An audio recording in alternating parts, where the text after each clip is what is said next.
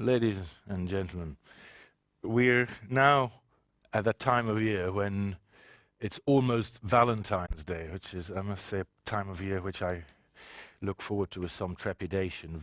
Valentine's Day is probably one of the worst days of the year, certainly one of the most pointless exercises in consumer-driven idiocy.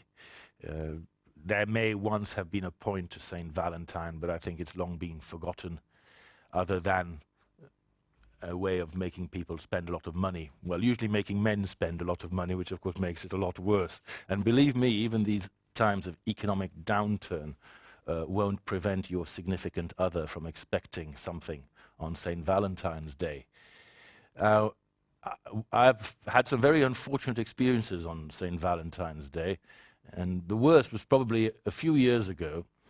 It was a Sunday, and I'd completely forgotten what day it was, and I was supposed to be playing rugby, but the game got cancelled because of the weather, so a friend of mine and I decided to have a proper lunch instead for a change on Sunday, instead of running around in the mud, which is what we normally did on Sundays.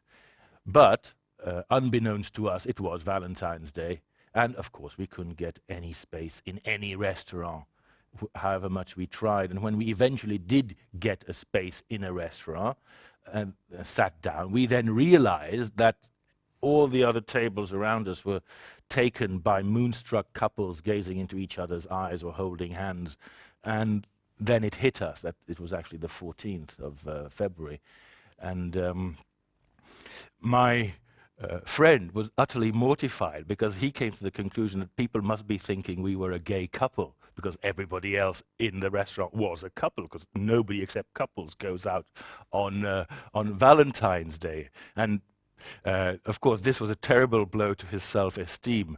And he was so desperate, he started calling all the girls he knew that lived in central Brussels to see if one of them would come and sit at our table and rescue us and make it look slightly less louche.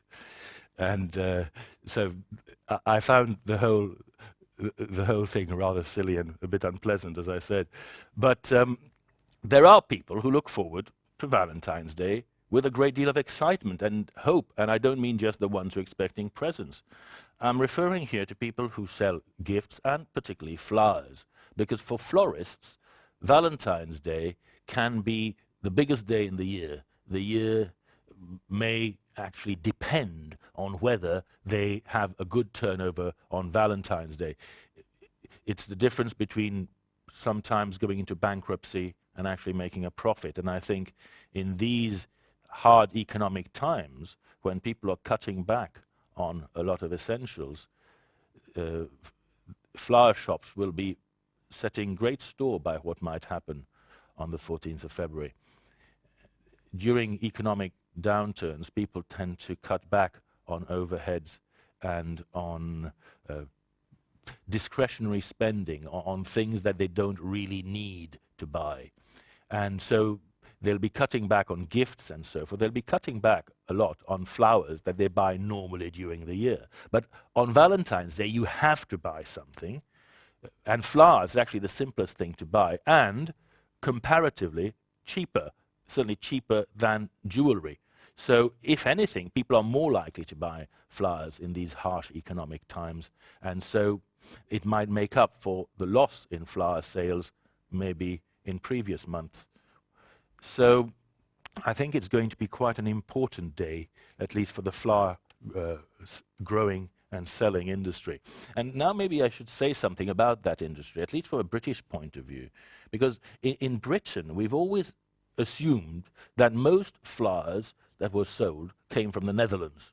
We don't grow enough flowers in the UK, though we do grow some of the nicest ones, and of course our roses are second to none, but we don't have enough of them. So most of them come from the wholesale markets in the Netherlands. And I think traditionally that has indeed been the case, but it's beginning to change. And I found out recently that more and more of our cut flowers don't come from the Netherlands. In fact, they don't come from Europe at all. They come from far-flung places like Zimbabwe, the Gambia, Kenya, and Mauritius, South Africa, also parts of Latin America, though Latin America apparently mainly focuses on the North American market. I think more than 50% of the cut flowers sold in the United States come from Costa Rica. So flowers are actually flown, usually flown, sometimes shipped, but usually flown halfway across the world to sell in your local florists round the corner. This may sound like a pretty silly idea, and in particular, it may strike you as a terrible waste of resources, particularly in these times when we're concerned about global warming and our carbon footprint. After all, surely to get a bunch of roses from Kenya is much worse from the environmental point of view than to get them from just across the channel in Amsterdam. Well, actually, you'd be wrong if you thought that. It's about 270 miles, let's say 400 kilometers from Amsterdam to London. It's about 6,500 kilometers from Kenya. So there's a clear difference in distance. But when they did their calculations, they found out that the carbon emissions for roses in comparison were much lower if they came from Kenya than if they were brought from Amsterdam. And this is because, of course, Amsterdam is closer.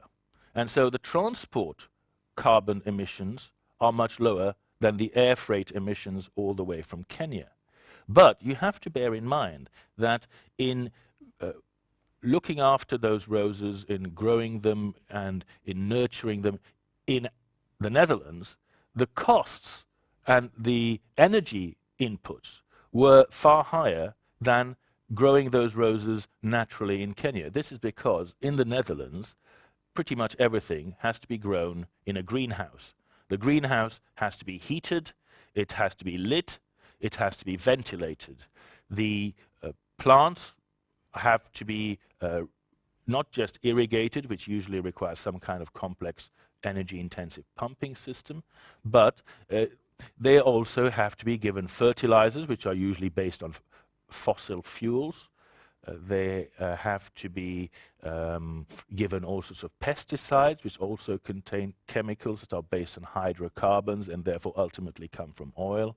And basically, if you add up all these inputs and all the energy that has gone into the process of getting the roses ready to be sent to London, you get a huge amount of carbon dioxide being produced.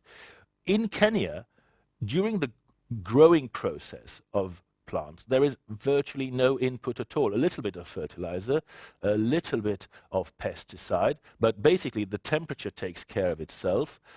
The plants are grown outside. They get the light and the rain and the sunshine that they need, and their carbon footprint is virtually nil. So by the time you total everything up, it's actually a lot lower in carbon emissions to get your flowers, in this case from Kenya, than it would be to bring them from the Netherlands. With the other advantage that in Kenya, those roses are being grown in a generally more environmentally friendly way because fewer pesticides and things like that are going to be used. It's not going to damage the environment so much. Furthermore, you're providing jobs for people in a third world country who otherwise would not find it easy to generate an income. And these roses in particular sell for a premium. And it's therefore something that's even good for rural development and for development in general in countries, as I say, like Kenya, where they need all the help they can get. So there you go. If you're going to be foolish enough to buy anybody roses on Valentine's Day, make sure they come from Kenya, not from the Netherlands. Thank you.